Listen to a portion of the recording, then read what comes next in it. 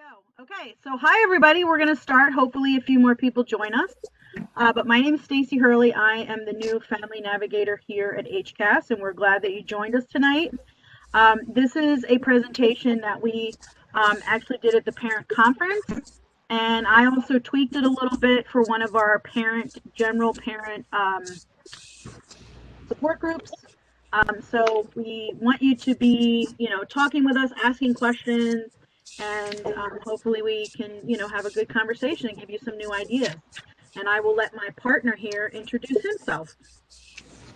Good evening, everyone. My name is Brad Bernstein. I am a board member at HCAS as well as a therapist in Columbia. I work at Crossroads Psychological Associates, and I'm also a school counselor up in Baltimore. So we're really excited to be here. Thank you so much for joining us. And as Stacy mentioned, we really like this to be more of a conversation than a presentation. We have a PowerPoint presentation prepared, and we'll show you some slides, but I think this will be more engaging if it's more of a conversation. So hopefully you're excited about that. Otherwise, Stacy and I will do a lot of talking. And we have lots of resources. So we've gathered lots of stuff that will be shared with you and also will be posted, I believe, on the website.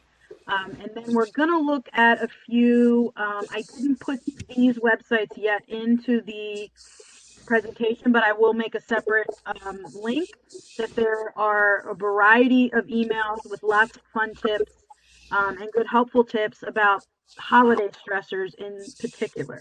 So I did find some of those that I will be adding into our list. So, all right. Well, I guess, do we want to start with some stressors? What are some stressors you guys have? I'll type them in the chat. Virtual learning? Virtual learning, yeah. You guys might not have little kids, but...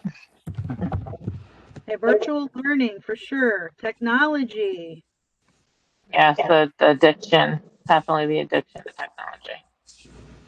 Oh, addiction to technology. Okay. Yeah, the meltdowns that, it's just, yeah. I think because there's so much exposure, on a daily basis now, it's just become the norm that I have to have it all the time. And if I don't, I'm just going to drive everybody crazy and turn the house upside down. Gotcha. And so, yeah, it's been like that.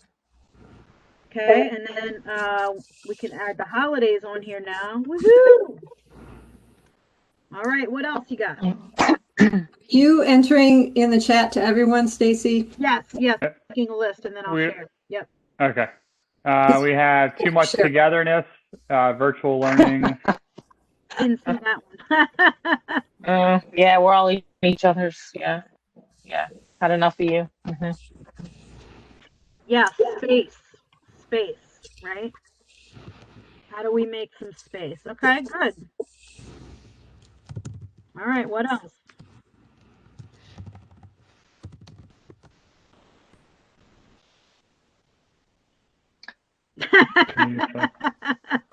The news cycle. No privacy.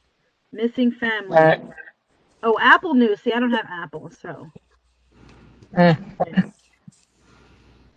there's a real loss in terms of missing family and friends and just traditions that we can't do right now. And I know we're talking around this, but COVID itself is a stressor. Well, because of COVID, we have all these extra stressors. Okay. Not no social opportunities at all for for my son. No peers, nothing. And that's already hard for kids on the spectrum. And actually, I was watching, I guess it was the news last night, and there were two parents that they spotlighted on the news that were talking about this, right? Mental health, COVID, and one young man plays sports and he's in the bands and he plays the big one. What's the big one? The tuba. The trombone. Yeah, the tuba. And so that's what he was saying. It's for him, he's just kind of working through it. But for the other family, they had a disabled child, right? So the lack of social aspect for him was taking a toll as well, and their grades were affected. So that's a huge issue. And I mean, I think they use the word just social isolation. Isolation, yeah. Yeah, Yeah. our That's son, sorry, go ahead. no, no, no. Go ahead. No, we had the whole, he's pretty high functioning, but obviously got that social isolation part.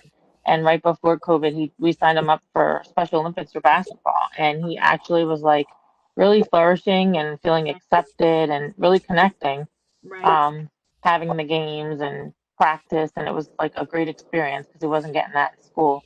And then, shut down, and it's like we lost contact. We did like a virtual with one of the kids, but he has Down syndrome, and so it was just a whole different the virtual trying to do a Zoom with two kids, like just it was like pretty challenging, but he found something that he liked. And no, mom's up in a little bit, okay? Um, Right. So you found close the something and door. then it was taken away. Yeah, Yeah. and it's probably kind of like, well, what happened? And we don't know what's going on in their brain. So, Right. that sucked, really sucked. And they have like a virtual basketball camp, but what is that? Like, just Right. not Not the same. Yeah, right, it's not quite the same, but like HCAS, we have virtual yoga, virtual classes.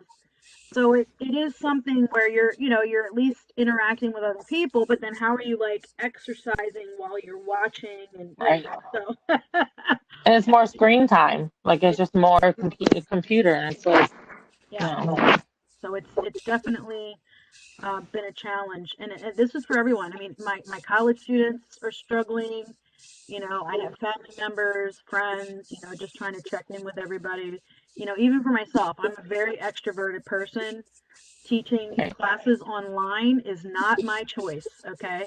right, I would right, much rather be in person. I can see people and, hug people. And so it does really kind of affect all those pieces, right? All of those pieces right, for everyone. So, What I found challenging is that, so my son is in high school and he has gotten together maybe every couple of weeks with two or three other friends in person outside.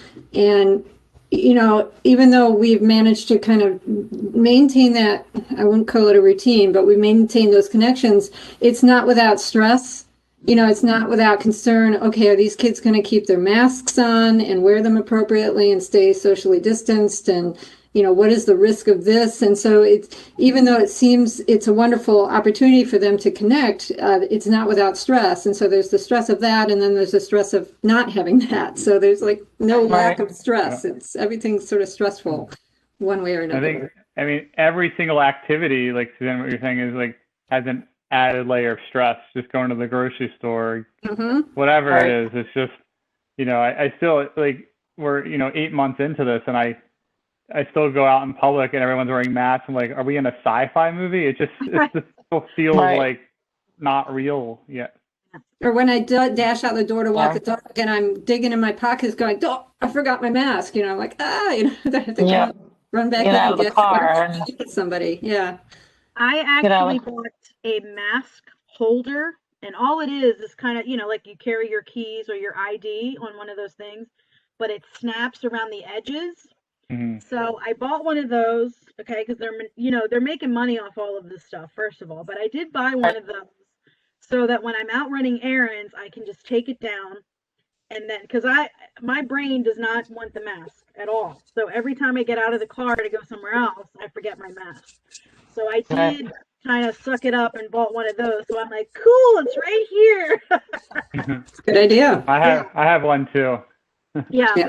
Where'd you get it from? Amazon? You Amazon. can Yeah, probably get everything on Amazon. Yeah, I got mine at a local pharmacy. I keep mine in my pocket. Yeah. You got yours on Amazon, It's Brett? great for kids too. Like my wife got it for my daughter for school because she's in person. Right. So all their kids had it. So it's helpful. I started wearing it around. My wife was making fun of me, but it's helpful.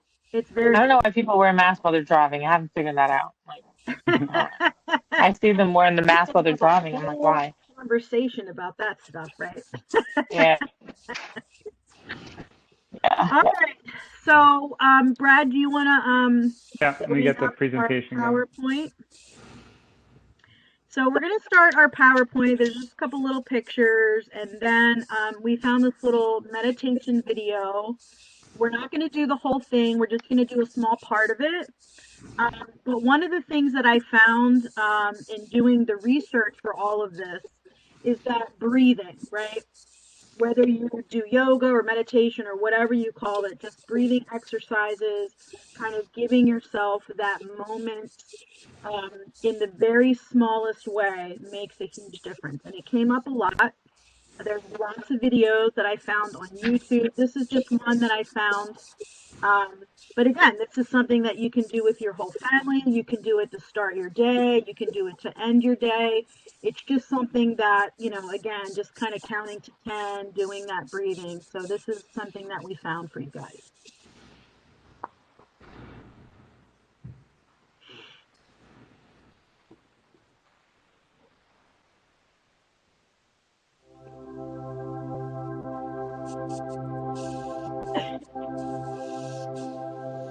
Take a deep breath in and slowly exhale.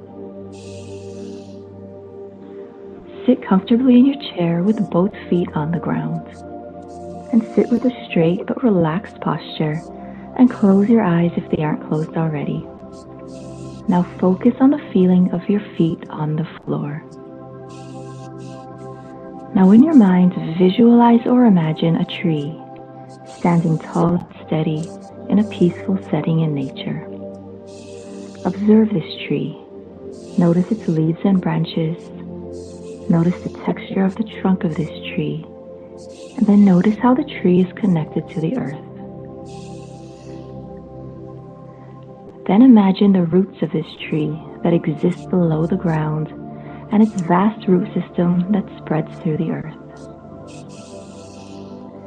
And then imagine yourself in this place in nature, with your feet directly on the earth, and feel a physical connection to the earth below you.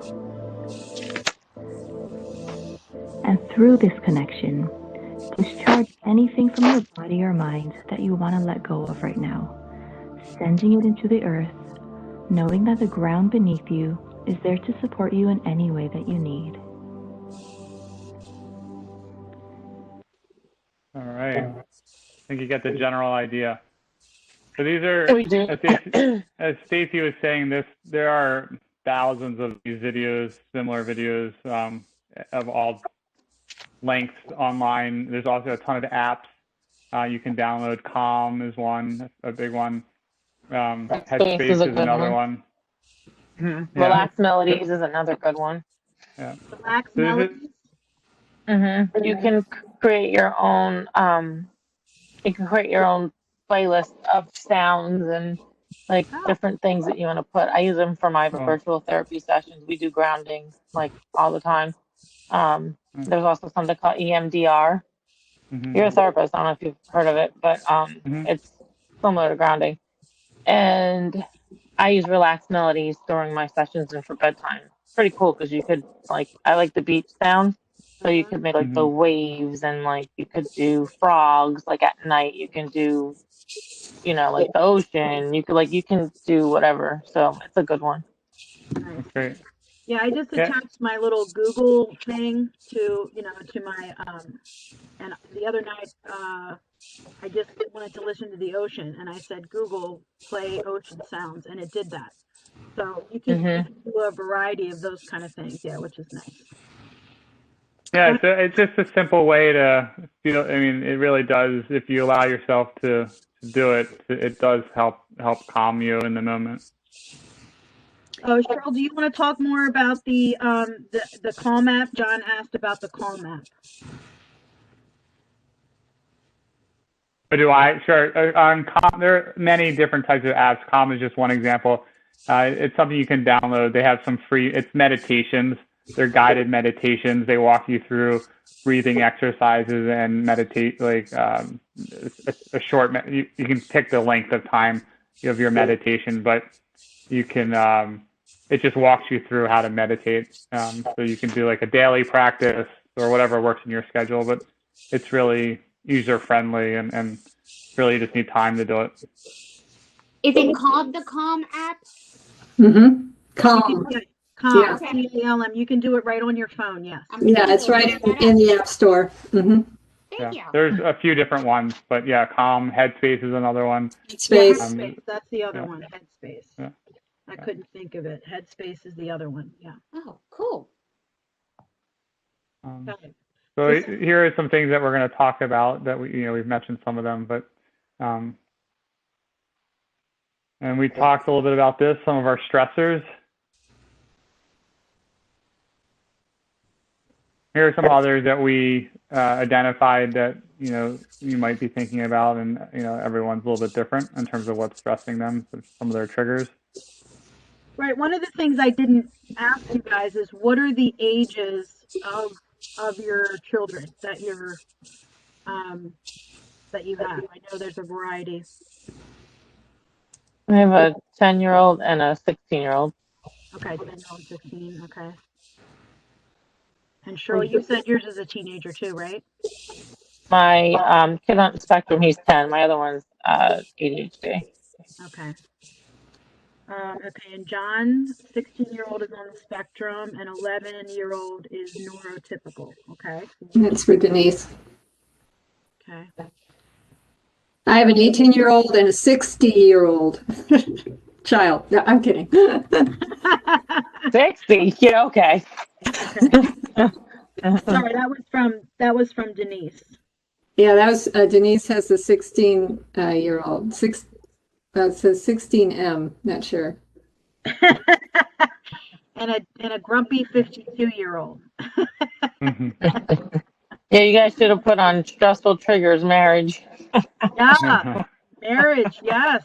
When you have a teacher as a teacher, he's a teacher. So.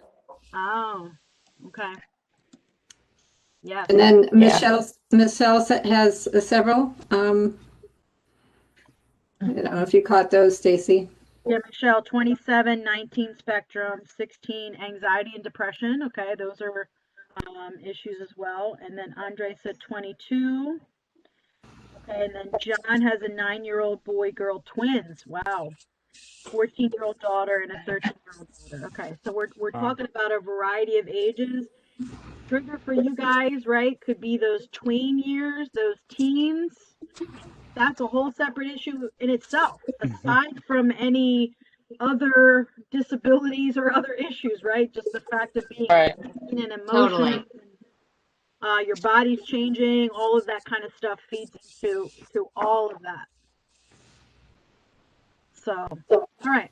So one of the things that kind of came up when we were looking at this subject too is looking at your satisfaction, right? How satisfied are you feeling?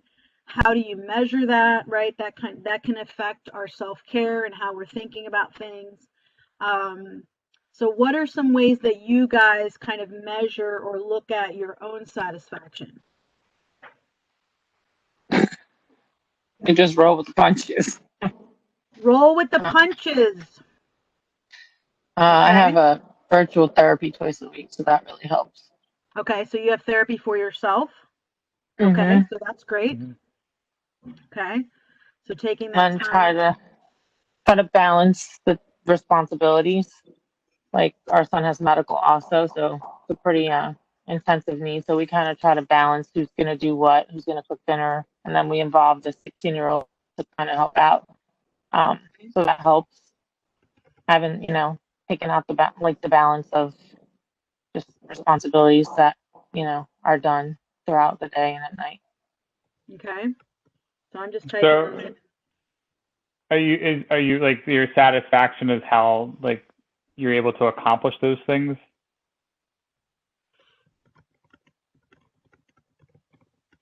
Well, okay. So so I clicked on. No, that's not me. Okay, so I meant like how satisfied I'm. So okay, so I guess I misunderstood the question. So there's a good satisfaction when we do that. We balance and we, do all the stuff that I just mentioned. Then I feel like it's a satisfied feeling. How satisfied are you feeling? How do you measure? So that's how I measure it. After that's done, I don't when we share everything, I don't feel so overwhelmed. Right. Just from the, balancing all the responsibilities that, come with living in a household together. Sharing the responsibilities, I feel like, and it's not so much on one person. Okay. Okay, Michelle just said, I never really stopped to think about satisfaction. Focus more on getting stuff done and keeping everyone else on track. Okay, I think that is usually what happens. Yeah. Usually And that's, I think that's probably a common theme for most people. And that's where not taking care of yourself is like one of the first things to go is, not measuring that satisfaction. At some point, we're going to talk more about this, like creating a plan for self-care is at some point you have to put yourself first. So it might look different for everyone in different days and different situations, but that's what we're talking about tonight is how you can do that, how you can manage that so that you can stop and feel, am I feeling satisfied right now? Okay, and then John wrote, I don't have the time. Too much to do in little time. Hear that a lot too, right? So one of the things that we're going to look at is that the importance of actually scheduling as much as you possibly can, right? Because obviously life throws lots of things at us, right? But if you schedule some of those items and be more planful in scheduling it, then you're more likely to actually make sure that you're focusing on that self-care. So that's one of the things that we're going to talk about. I found the Thanksgiving holiday rather instructive. My grown daughter came home for the holiday. She lives in DC. So it was just the four of us in the house. And I don't know whether I intentionally did this really, but in the end, I was distracted enough that I kind of unplugged from what I had been doing. That my focus for, weeks and months is sort of working.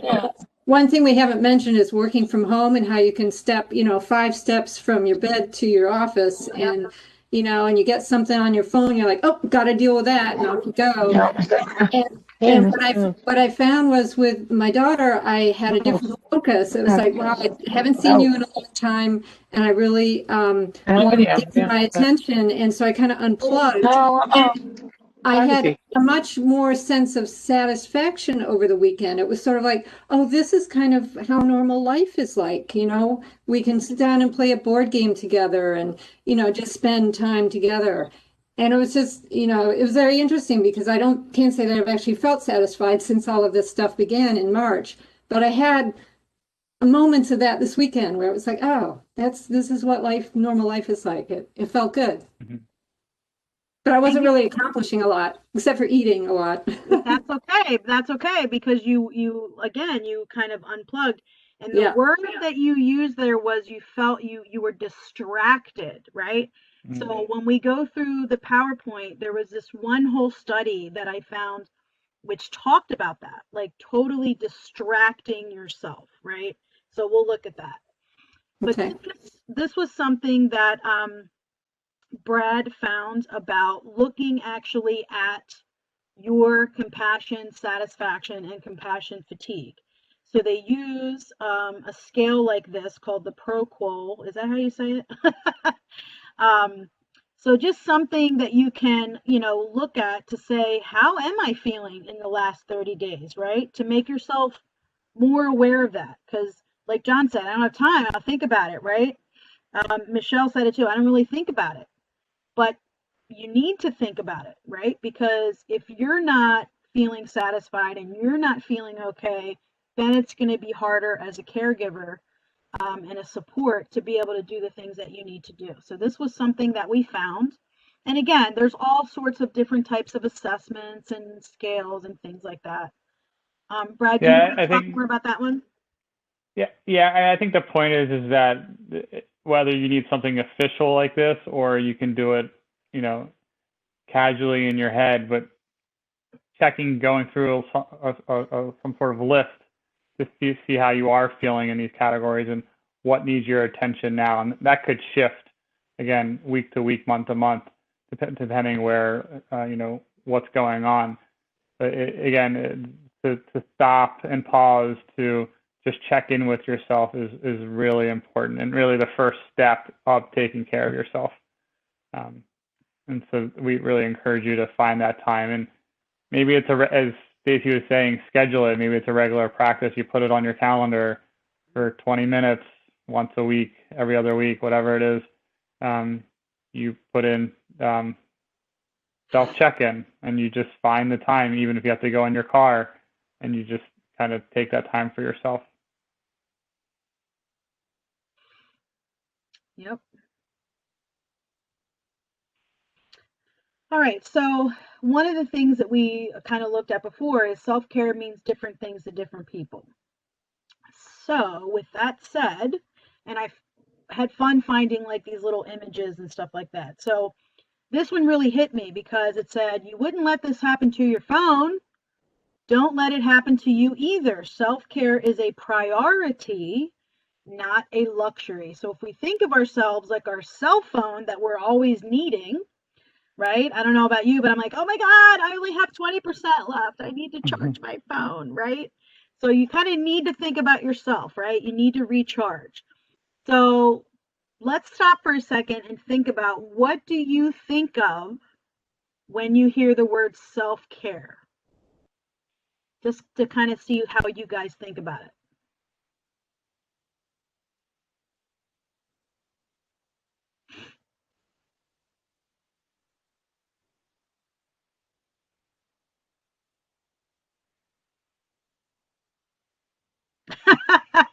One more thing to do, Michelle, but it's a good thing to do.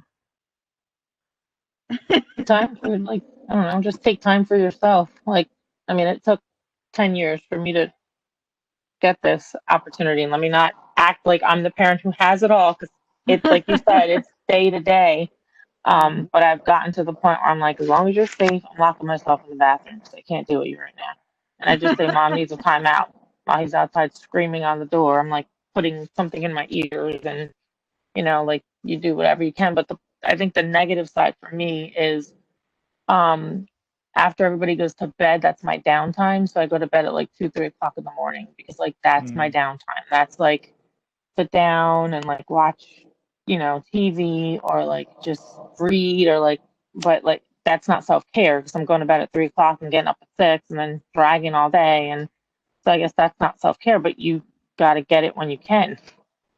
So right. You got to figure out what works for you. Yeah. Okay. Denise said her self-care has been running daily, but currently she has a stress injury, so that is affecting her right now, and feeling blue about it because she can't run. And that is tough, right? When you're used to doing something every day and then you have to heal through something. And then John said he does strength training along with cardio. So exercise, right, is one of those things that you can do for yourself. So Denise, I'm sorry to hear about that. I hope that you heal quickly. Yeah. And it's good to have a backup. We talk about coping skills, and that's really self-care. Coping skills is a type of self-care, helping take care of yourself and distract yourself from things.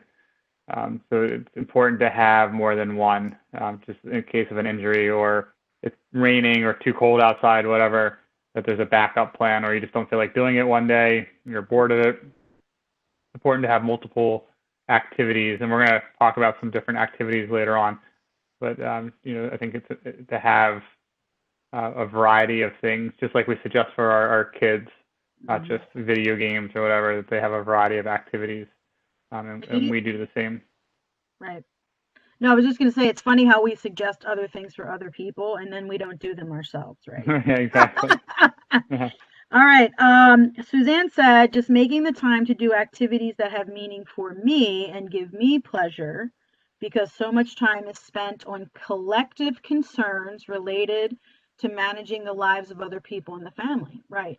So then you can lose yourself a little bit. So finding those things that are specific to you. I like that. Thank you. That's a good one. All right. Anything else? All right. So here we go. So I found this video. We're not going to watch the whole thing right now, but I thought it was a really good kind of video. It just gives you a reminder. What is self-care? So we're just going to watch a little blurb of it, and then you can tell us what you think, and then you'll have the link to finish watching it later. I like self-care made simple. I love TED Talks, by the way. When was the last time you were stressed out? I take that as on your way here. Maybe you were on your way to work, running late, and stuck in traffic. Were you at home paying your monthly bills? Maybe you were just watching the 5 o'clock news. Your heart starts racing, your palms get sweaty, your stomach jumps into your throat. We experience these body sensations so often, we don't even know the difference now. So indulge me for a minute. If you have anything in your hands, just set it aside. Plant your feet firmly on the ground. Close your eyes. Inhale with me, in through the nose. Exhale through the mouth. Inhale through the nose. Exhale through the mouth. When you're ready, open your eyes. Congratulations, you just practiced self-care. It can be that simple. Unfortunately, the $10 billion self-care industry doesn't want you to think so. There's this myth that's fed by Instagram posts, countless advertisements that self-care is a spa day, pedicures and Prosecco, a weekend-long Netflix binge, anything pumpkin spice related. All these indulgences are great, but they're not self-care. We're left chasing these perfect self-care experiences, and they don't actually restore us.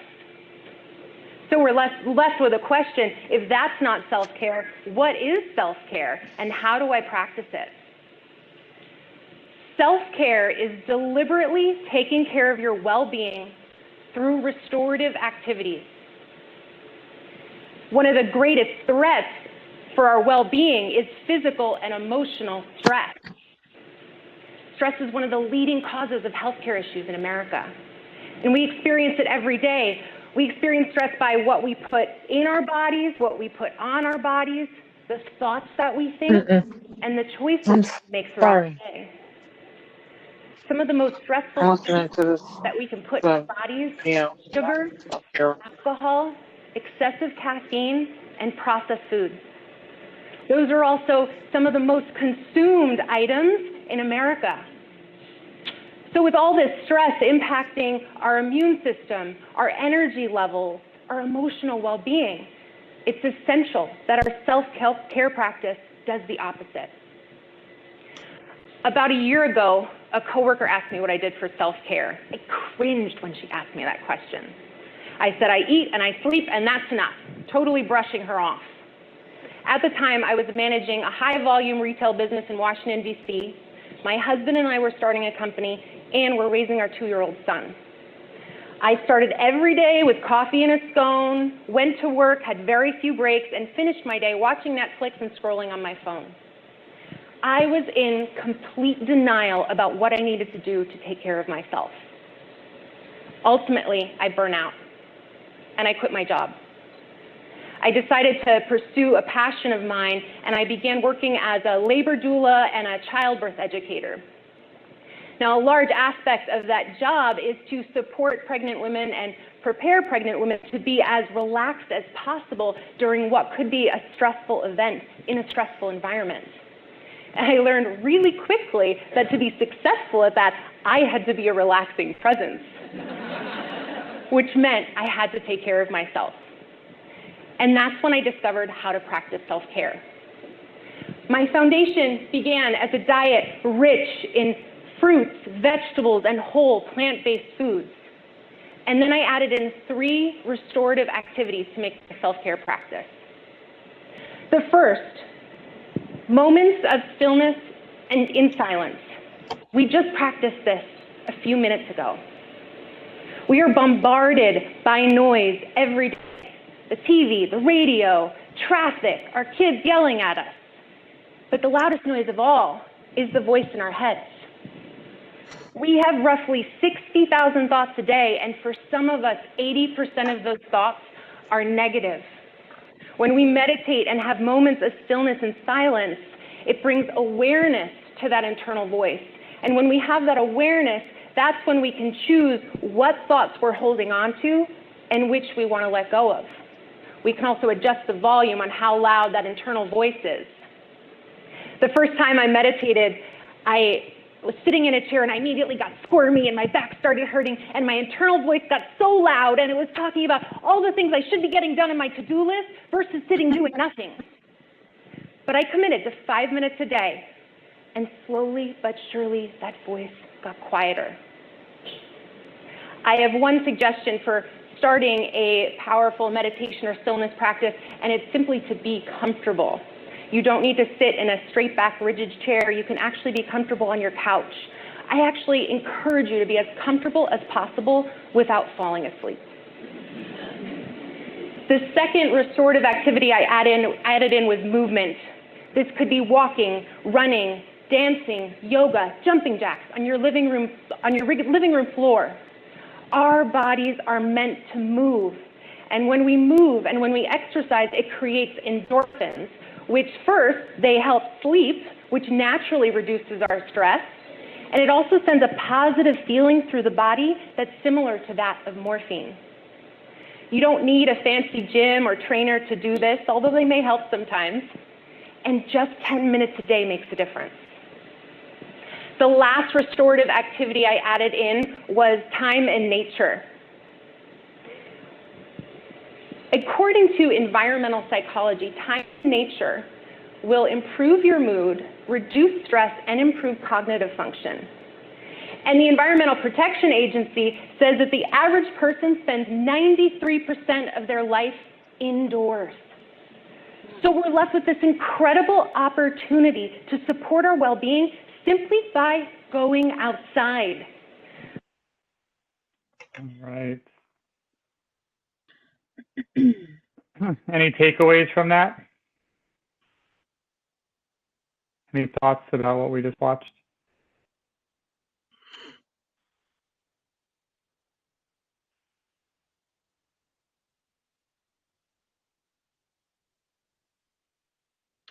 Well, I know I've watched this a couple times, obviously, since I've done the video, but for some reason, it just now hit me that she calls it restorative activity. I don't know why I didn't pay attention to that before, but that restorative, right? Like restoring your body, restoring your soul, restoring your mind. And that's kind of what I wrote down. So, yeah. Okay, so Denise says it all resonates. John agrees. Okay, so the main reason I really just love this video was, you know, she started it off with, we don't need all these gimmicks about self-care. And the more that I dove into it, it's true. So some of the things we're going to look at are just super, super simple that we can do. You don't need money. You don't need a lot of time. But again, you still should be kind of looking at it. So there was all kinds of these fun charts and videos and things that I found. And as you can see, they break it down into categories, right? Physical, emotional, social, spiritual, personal, space, right? Space came up as a stressor, financial, and work. So you can even categorize those things for yourself, right? The other thing, you know, that she talked about was that the negative self-talk, right? And as humans, we're kind of our own worst enemy when it comes to that. So really trying to focus on the positive, and that's really hard with everything that's going on right now.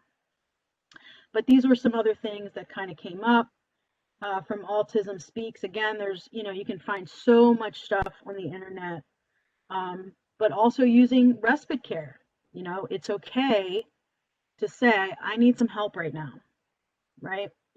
So one of the things that I did talk about at our general support group was looking at your social capital, right, as part of your self-care plan. Who in your life would be willing to help you create this plan? Is someone able to babysit? You know, do they understand your children? Do they know your children? You know, who in your life could you kind of use, in a sense, to help you kind of create this plan? So that's something else to think about as you're, you know, going through all of this.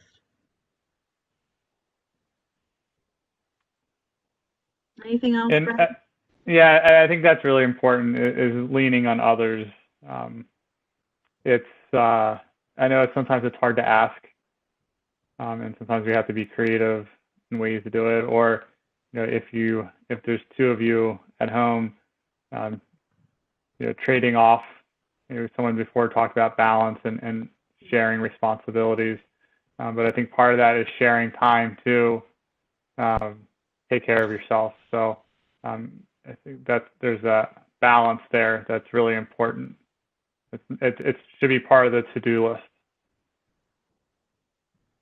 Okay, Michelle said, does anyone else find that you don't take time for yourself because in order to do so, there is so much planning so others can keep functioning? So by the time you do the prep work, it's more stressful. Yeah, that's a really good point, Michelle. Mm-hmm. And I think it does prevent you from doing it. But if you have a system in place, maybe the first time it's a lot of work, and then you can just replicate that each time.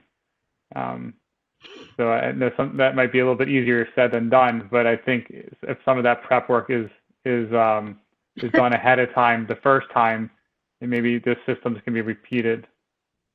Right. So John posted, could not agree more. I don't even have time for the prep work.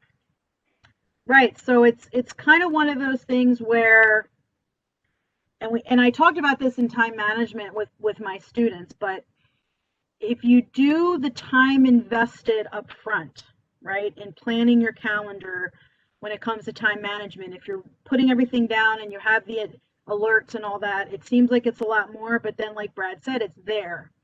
So that's part of what we hope. We give you some tools that you can kind of see, okay, if I do the work up front, then maybe as I continue to try to do it, it doesn't seem as burdensome. But I get it, right? Especially when you don't have maybe some supports or other things that you can use.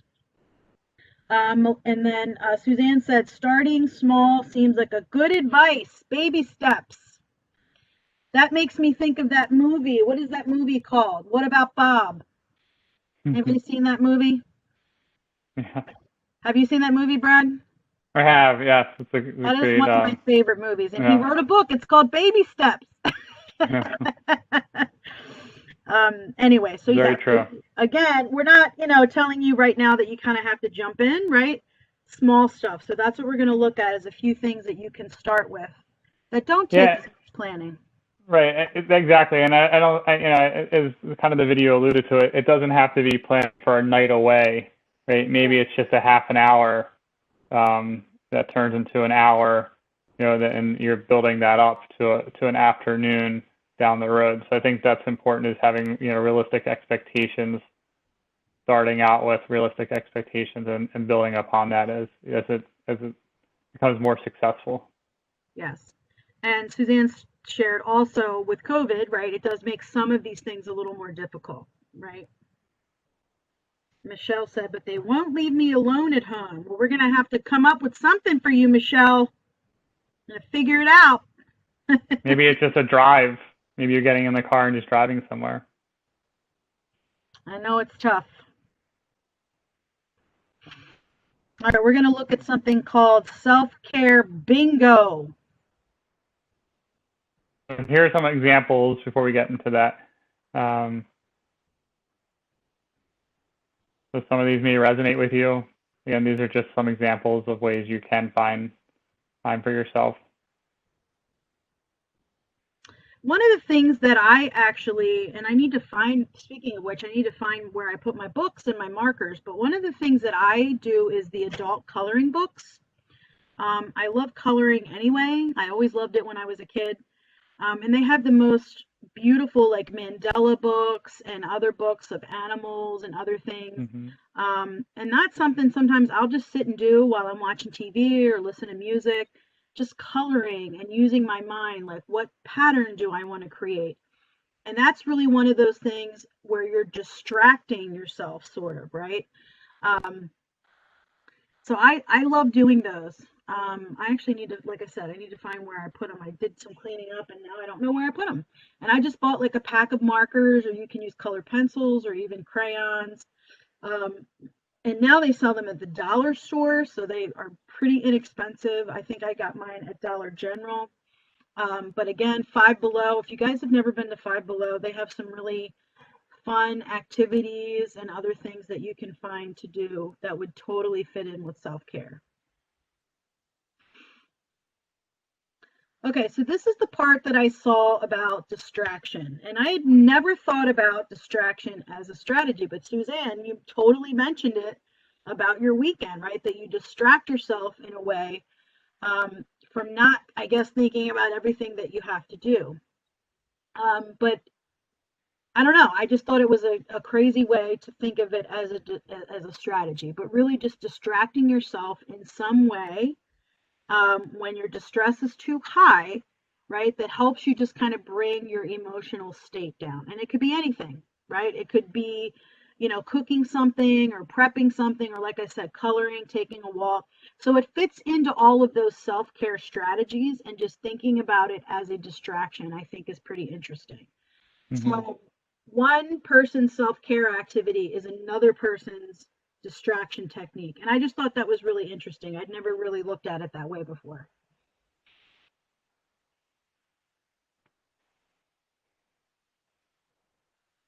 And then this was a list we found. I mean, hold ice, right? Like that seems so weird. But think about it. All of a sudden your hands are going to be cold, and it totally triggers like not thinking about something, right? So obviously you don't want to hurt yourself or anything like that. But just something where you're distracting yourself from whatever else it is that you're doing.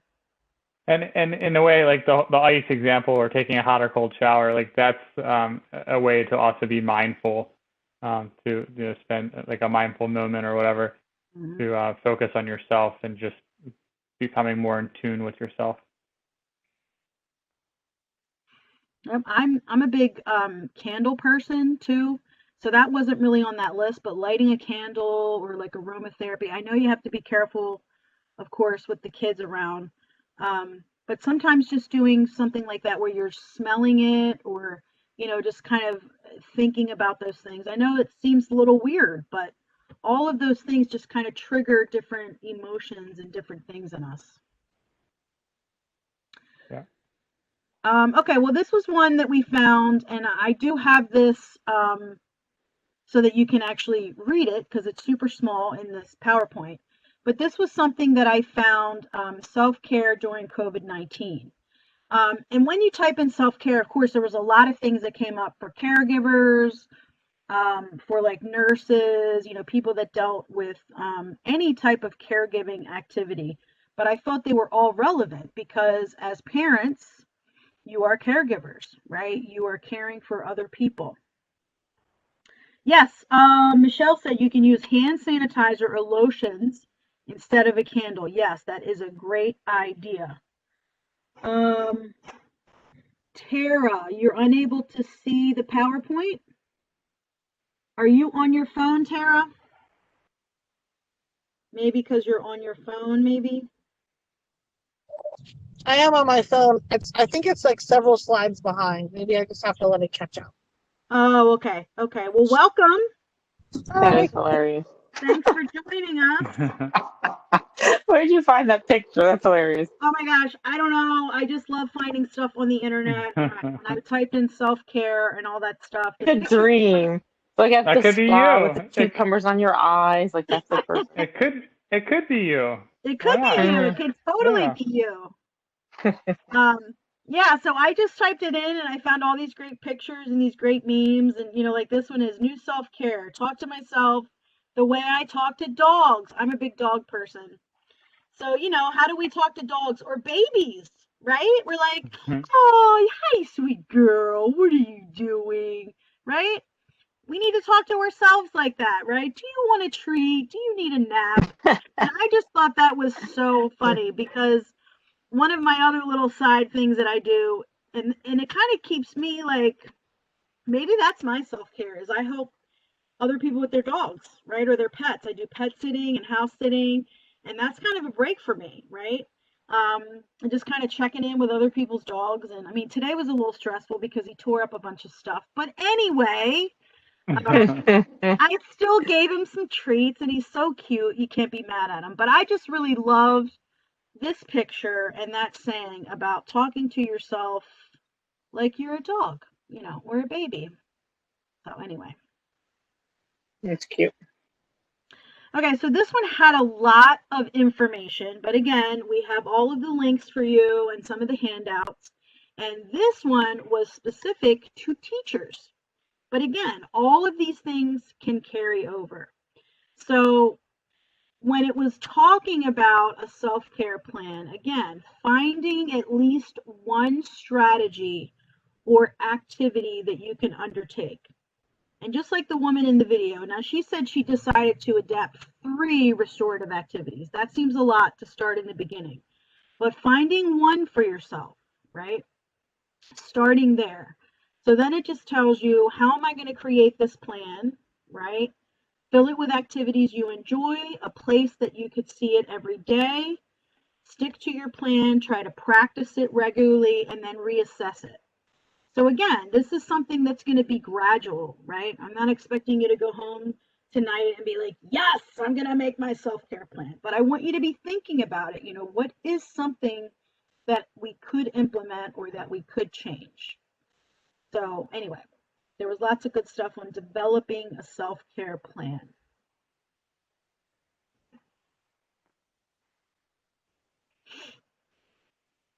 Okay, so then again, it gave like this model, right? I guess. So you're going to look at your current self-care practice, and it sounds like you guys don't have one yet. So it says reflect on your personal values and your motivation for self-care. Why do you need it? Right? Well, everybody seems kind of stressed, right? You need to rejuvenate yourself, get to a better place for yourself so that you can be a better caregiver to your family. Then, of course, you have to consider those roles. You have to consider work-life harmony, like I said. Who in your life, right? So Cheryl mentioned balance between her and her husband, right? How do we balance that? Who in your life, is there a neighbor? Is there a family member? And of course, you have to be safe now with COVID. But what are those people or those professional roles in your life that you could kind of use?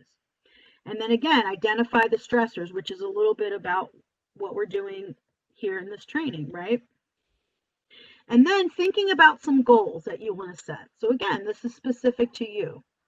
Why would you want to create a self-care plan? And what is the goal ultimately for you, right? And you can go back and think about, does that make me want to feel satisfied? Do I want to have, do I want to feel less tired? Whatever it might be, what is that goal for you? And then again, it goes back to enlisting support, right? That self-efficacy, right? I need this to happen. I'm asking for help. How can I do that? And that sometimes can be the hardest part. And then, of course, once you've done all of that, hopefully you're committing to some type of action. So I just thought that was kind of cool, that it kind of just gives you an idea of how the planning process could happen. I don't know, any comments about that one?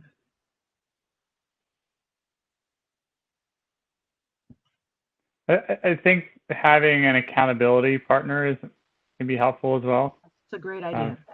I know, when I worked out, having someone to work out with just motivated me to do it. I think sometimes that's really helpful. And maybe they're not actually doing it with you, or maybe you're not in this, you're just texting each other, hey, did you take time for yourself today? I think it's just a good reminder. That's a great one, Brad. Very good one. Sometimes, and someone might have said this, like the scheduling and planning of the actual self-care is stressful in and of itself, Right. because it would be like you're trying to take, self-care care time. Like my son's in here, like, why can't I come in here? I want to sit in here. I want to come in here. And I'm like, no, you can't sit in here. Like, so this is kind of like self-care, like kind of, not really, but Yeah. I'm away It from. definitely is. It definitely is, right? But part of that, what you're saying, Cheryl, is that you have to be okay with saying no sometimes, right? Right. And I know that's hard because you're You doing feel things bad. because you feel bad and you don't want your child to have a meltdown or whatever other Right. thing. But again, the more that you kind of practice it and you try to relay to everybody what you need, then hopefully there's an understanding. From this time to this time, mommy's going to be unavailable. Use a timer, right? Use something that helps your child or your teen or whoever to say, this is what I'm doing. So yeah, this is self-care for you to be a part of this. You have to be pretty like direct and firm. That was something that took, like I said, took 10 years for my therapist to like, we've been working on this for 7 years. Like, you've accomplished all your other goals. Like, self-care is like number one. And it definitely had to do with just asking for help from my older son and my husband. Like, it seemed like, well, he's teaching all day long, so he's stressed. And he's got less stress than me because he's in the room all day sitting on a computer while I'm maintaining virtual learning and everything else that comes with it. So I was like, you know what? Like, I just have to ask.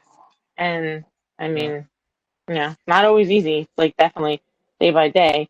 But I feel like a lot of people might feel like just thinking about the whole stuff, it's like work it's like another thing. Like someone said that.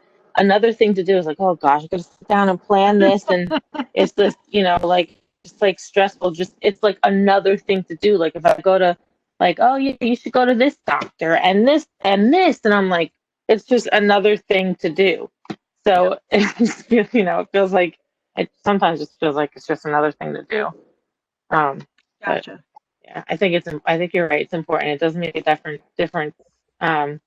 But I do like stock up on caffeine. I've never liked coffee, and I'm like addicted to coffee every day. So, and sugar, junk food, and stuff. So I guess exercise and eating healthy is important too. But yeah. Well, another thing that doesn't, and I mentioned this in the chat, that isn't quite captured here is that, you feel like every hour of the day is accounted for and you feel like you're pulled in different directions. And so in order to make the time for self-care, something's got to go. And so the question is, what is that something? And I know in my life that there are these, digital rabbit holes that I fall into. And before you know it, half an hour's gone and you're like, what? Wait a minute. And, and so it's part of this process would be replacing that time, which is sort of escapism, if you will, with this more intentional planned activity and trying to embrace that and say, okay, that is good for me. Getting sucked into the Apple News negativity rabbit hole is not good for me because I just get more stressed reading about all the bad things that are happening in the world. I need to make a very concerted effort to say, okay, not going to do that. So that takes discipline too, to say, okay, I might check it for 5 minutes. I'll read one story, then I'm done. But then I got to go do my mindful meditation for 5 minutes. And but I'm not a entirely disciplined person, so that is a struggle. Me either. That's a really good point. Well, I just posted. Oh, go ahead, Brad.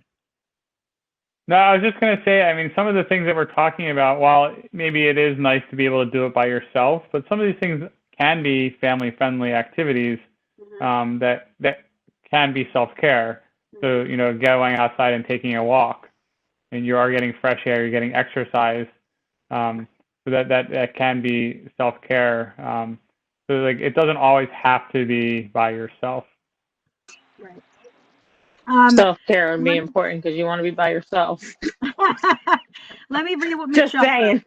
Exactly, true.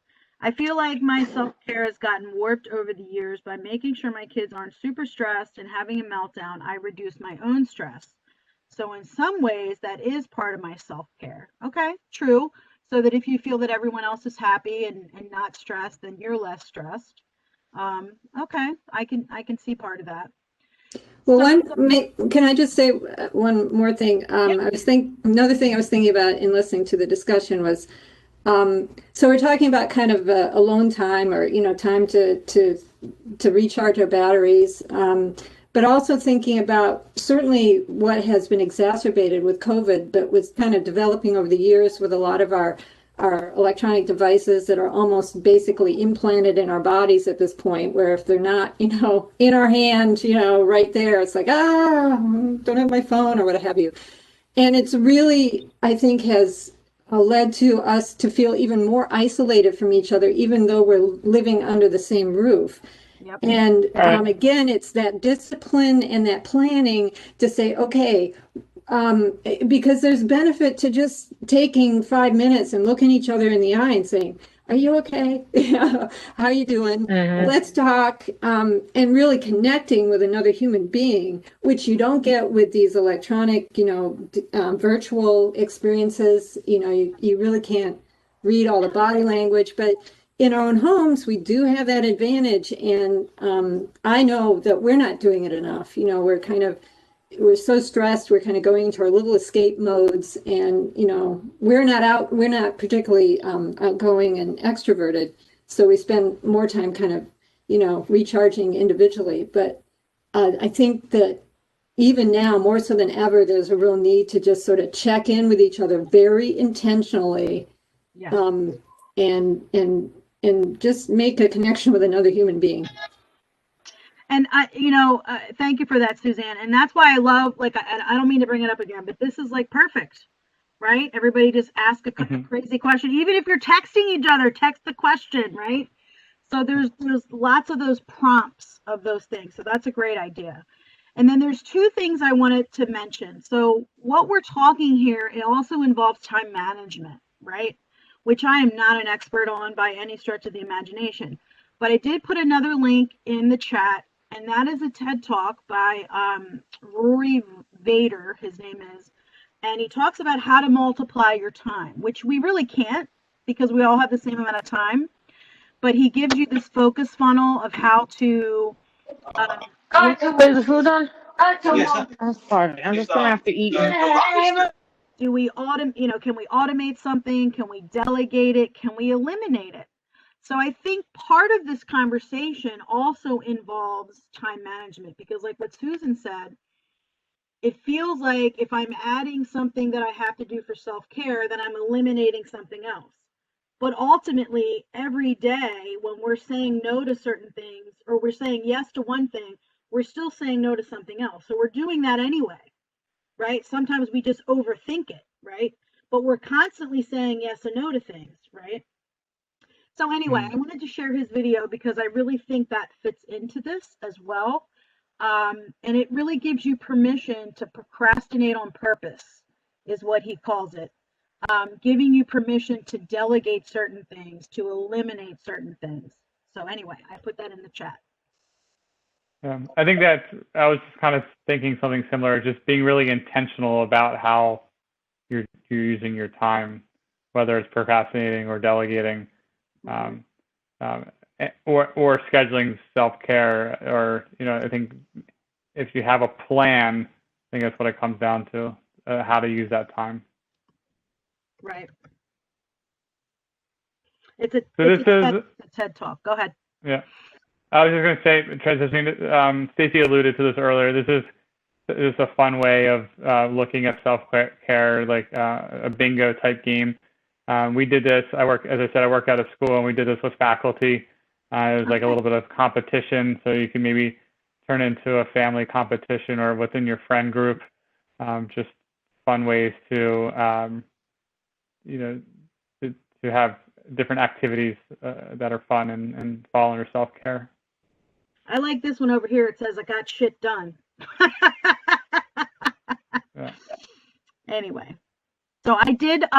When we shared the printables, you will have these, and there's a couple other different bingo cards that I found but I just typed, when I was doing a search for activities, it kind of came up. So.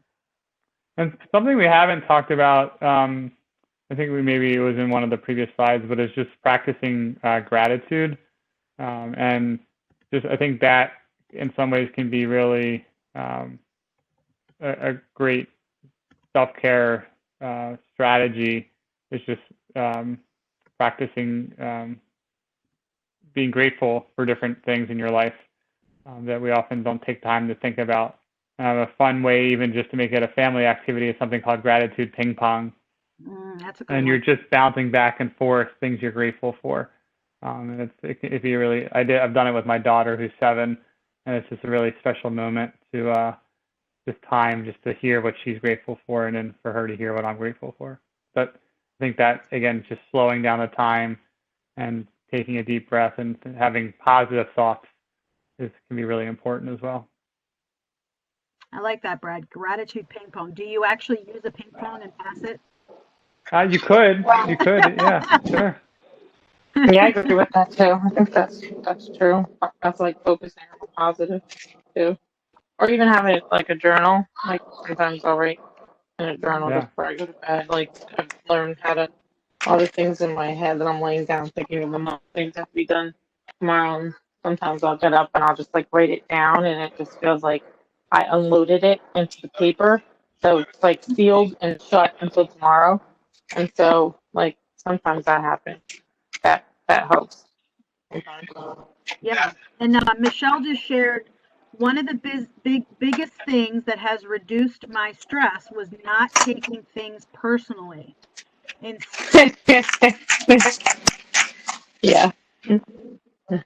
That's true. All right, that's true.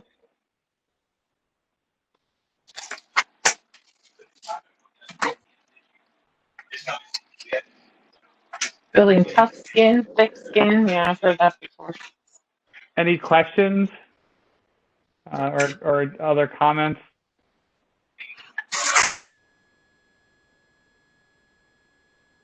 Do you want to share something that you maybe a takeaway for you that you either you can unmute yourself or put it in the chat, something that you're going to take away from this evening? Or something you're going to commit to?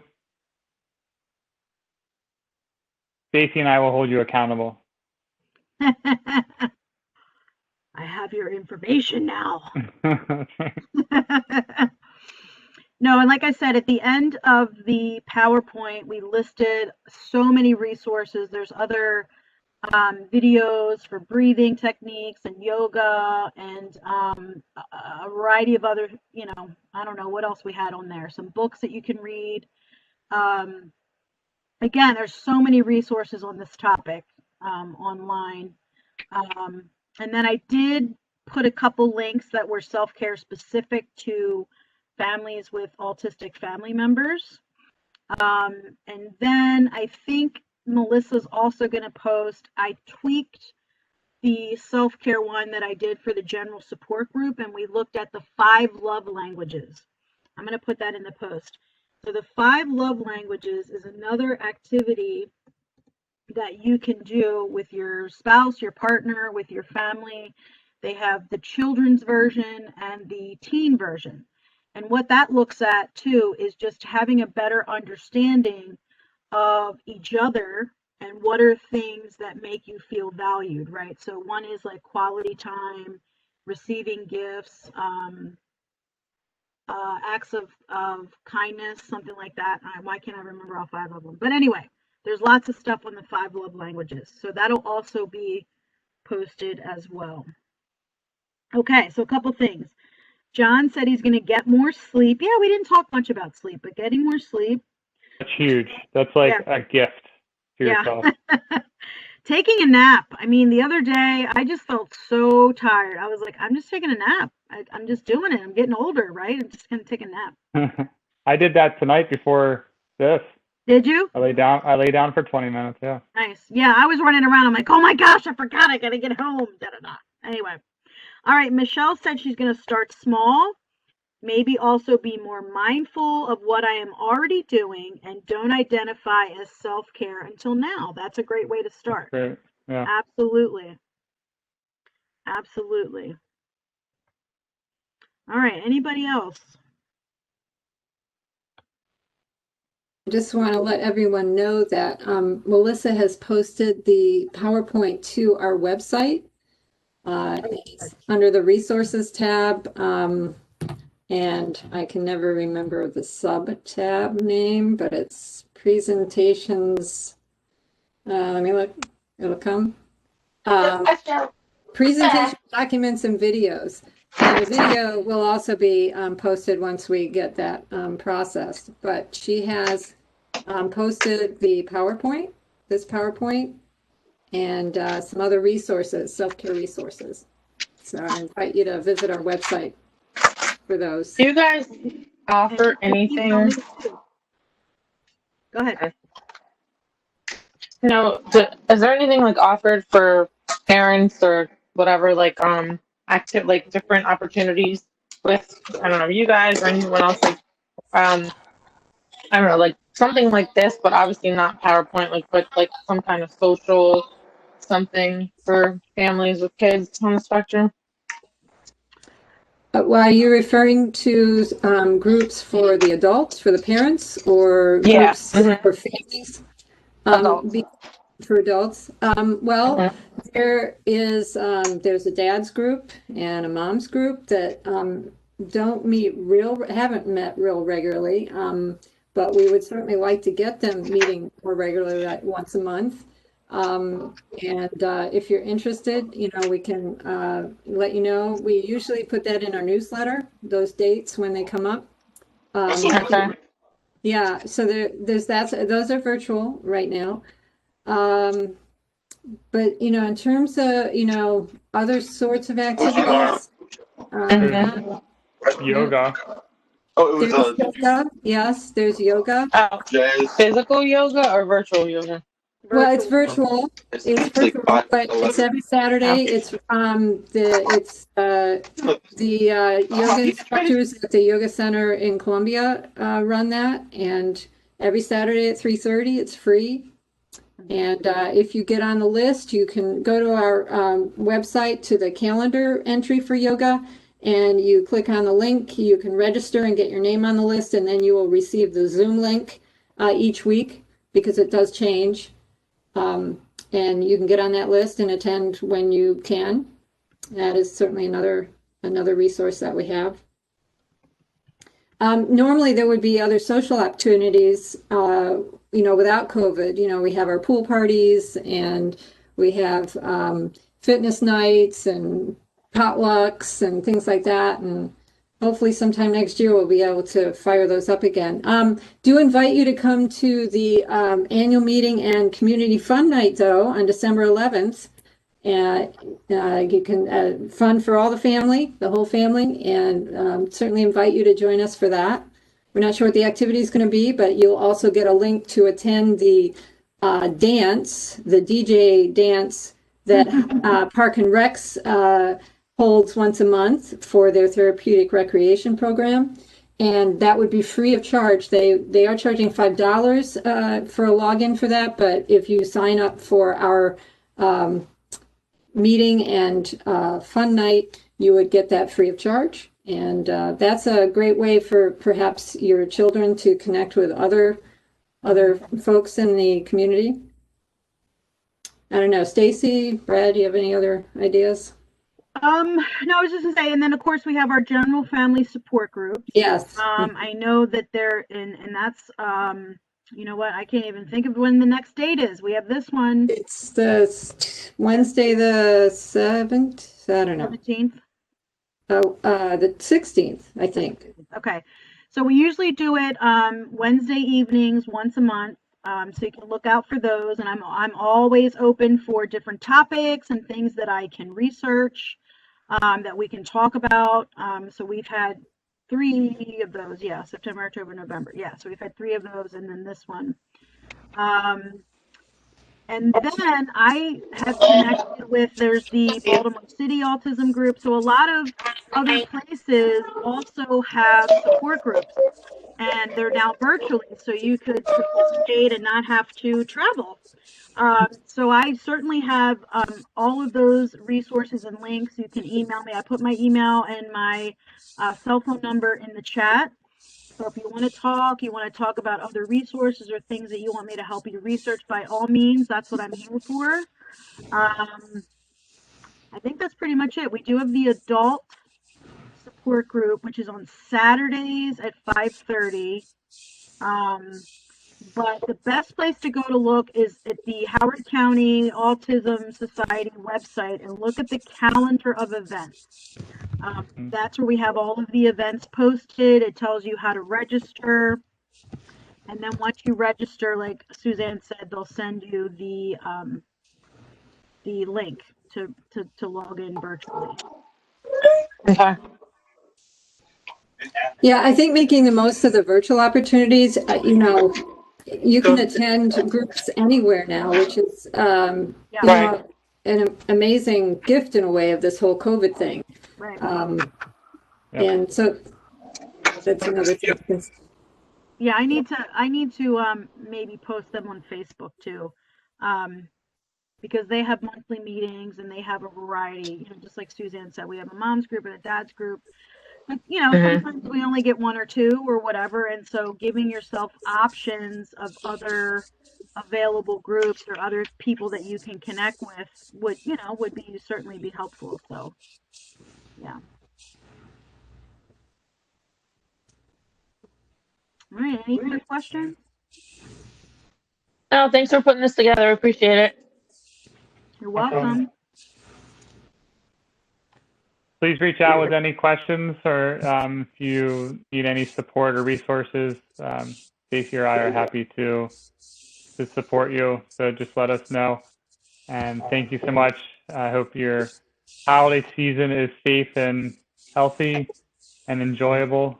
And filled with self-care. That's right. Yes. That should be the gift of this season, self-care. The gift of the season. Play some holiday self-care bingo. Right. All right. Even if you're sitting in your car listening to music for a half an hour. Exactly. Singing Christmas music when it's not snowy. Or if it is snowing. Or if it is snowing. Or just call me. You can chat with me, right? We can set up a Zoom and chat. Yeah. Okay. All right. Take care, everybody. All right. Take care. Thank you. Thank you so much. Bye. Thanks for coming.